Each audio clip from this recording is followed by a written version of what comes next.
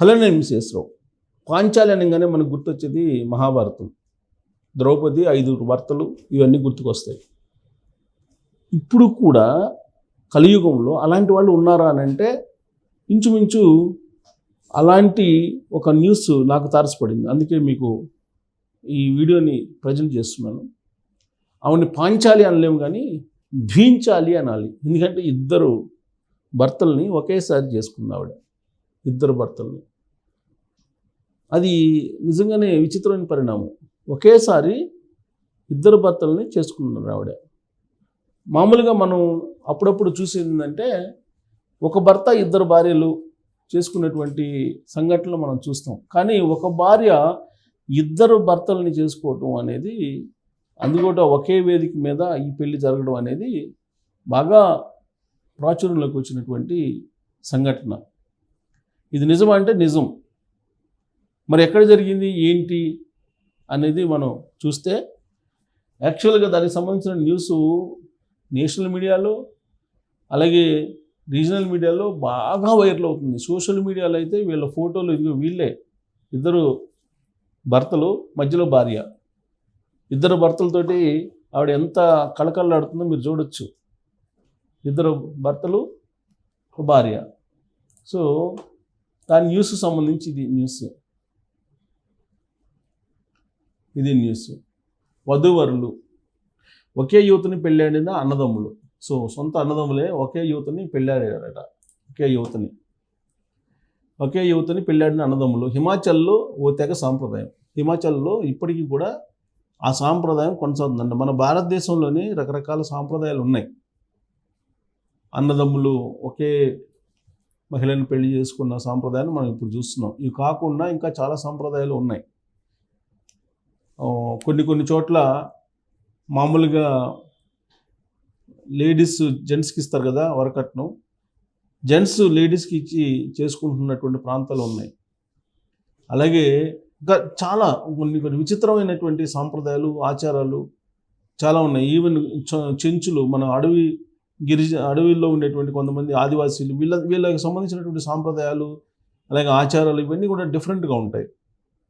జనరల్గా కొన్ని తెగల్లో ఒకవేళ కల వచ్చిందనుకో, ఇంకొక పురుషుడితోటి ఉన్నట్టు కల వచ్చినా కానీ పెద్ద నేరంగా పరిగణించి ఆ మహిళని వెలివేస్తారు.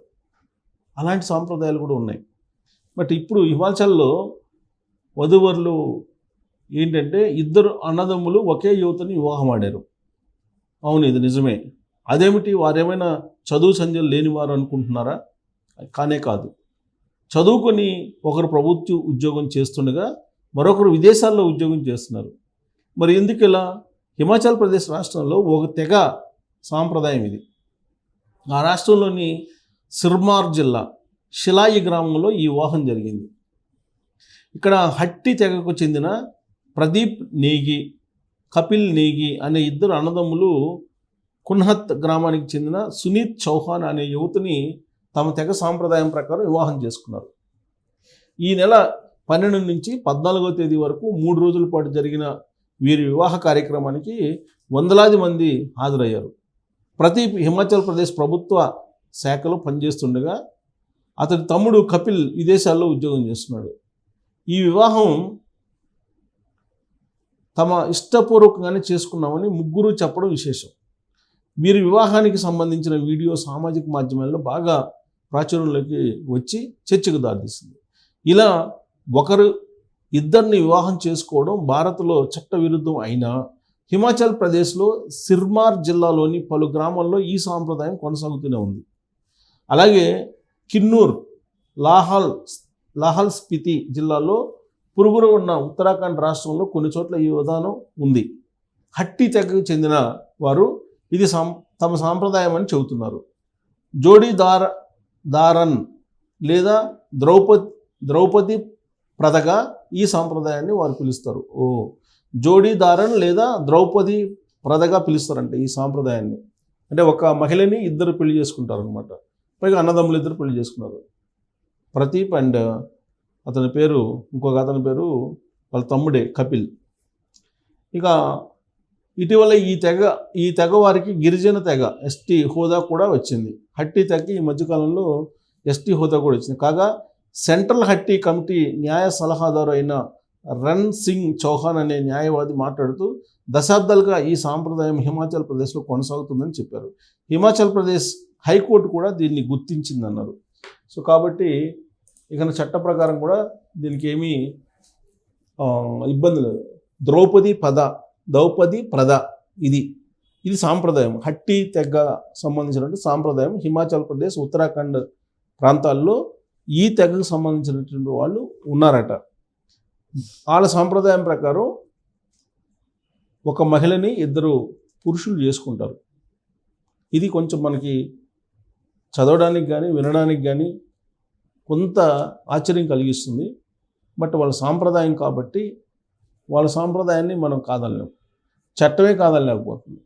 భారతీయ శిక్షా స్మృతి ప్రకారం 2 చేసుకోకూడదు. కానీ ఇప్పుడు ఆవిడ 2 చేసుకున్నారు. 2 చేసుకొని ఒకళ్ళేమో అమెరికాలో ఉంటారట, ఇంకొకళ్ళేమో అక్కడే హిమాచల్ ప్రదేశ్లో ప్రభుత్వ ఉద్యోగట. వాళ్ళిద్దరితోటి ఆవిడ జీవనం సాగిస్తున్నారు. మనం మహాభారతంలో ఉన్నాం, ద్రౌపది, ధర్మరాజు, తర్వాత అర్జునుడు, నకులుడు, సహాదేవుడు, భీముడు, వీళ్ళందరికీ కలిపి 5 కలిపి ఒక భార్య. మనం పురాణాల్లో విన్నాం, మహాభారతంలో విన్నాం.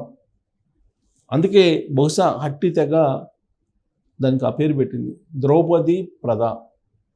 ఆ సాంప్రదాయానికి సంబంధించినటువంటి పెళ్ళిని ఆ ప్రక్రియలో చేస్తారు కాబట్టి దాన్ని ద్రౌపది ప్రధాన్ అని చెప్పి నామకరణం చేశారు. ఆ ద్రౌపది ప్రథ ప్రకారం వాళ్ళకేమీ ఆశ్చర్యం కలిగించట్లా, వాళ్ళకేమీ ఆశ్చర్యంగా లేదు, వాళ్ళకేమీ ఎబ్బెట్టుగా లేదు. జనరల్గా అనుకుంటారు అమెరికాలోని దేశానికి వెళ్ళి అక్కడ చదువుకొని అక్కడ ఉద్యోగం చేసేటువంటి వాడికి ఆ మాత్రం జ్ఞానం లేదా అనుకుంటారు. చదువుకున్నటువంటి వాడు, చదువుకోవడానికి అక్కడికి వెళ్ళినటువంటి వాడు, ప్రపంచాన్ని చూసినటువంటి వాడు, సాంప్రదాయం అలా ఉన్నప్పటికీ కూడా వాళ్ళ బ్రదర్ చేసుకున్నటువంటి అమ్మాయిని అదే ముహూర్తంలో, అదే వేదిక మీద, అదే పీటల మీద ఎలా చేసుకుంటాడు? ఇలా సందేహం రావచ్చు. జనరల్గా ఏంటంటే ఒకే అమ్మాయిని 2 అబ్బాయిలు చేసుకోవడం అనేది మనకు కొంచెం విచిత్రంగా అనిపిస్తుంది. కానీ ఒక అబ్బాయి 2 అమ్మాయిలు చేసుకున్నటువంటి దృష్టాంతాలు మన తెలుగు రాష్ట్రాల్లో కూడా ఉన్నాయి. మరి అప్పుడు లేనటువంటి ఆశ్చర్యం ఇప్పుడు ఎందుకు? రివర్స్లో ఆలోచిస్తే ఆశ్చర్యం ఉండదు కదా అనుకుంటారు కొంతమంది. అలాంటి వాదన కూడా వినిపిస్తారు.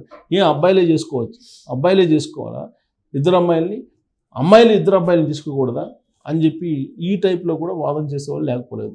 కాకపోతే ఇది ఏంటంటే ఒక సాంప్రదాయం కాబట్టి వాళ్ళకి హట్టి తెగ వాళ్ళకి ఆ సాంప్రదాయం కింద చూడాలి తప్పితే ఇది పురుషాధిక్యం, స్త్రీ పక్షపాతి ఇలా యాంగిల్లో చూడకూడదు దీన్ని.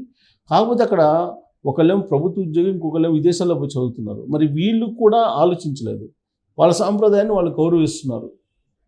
మరి వాళ్ళ పెద్దలు చెప్పిన సాంప్రదాయాన్ని వాళ్ళు అనుసరిస్తున్నట్టు కనిపిస్తూ ఉంది.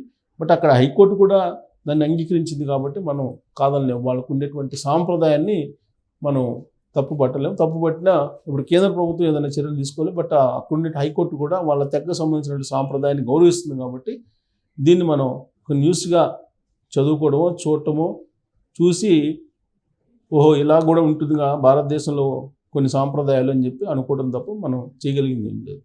Thank you.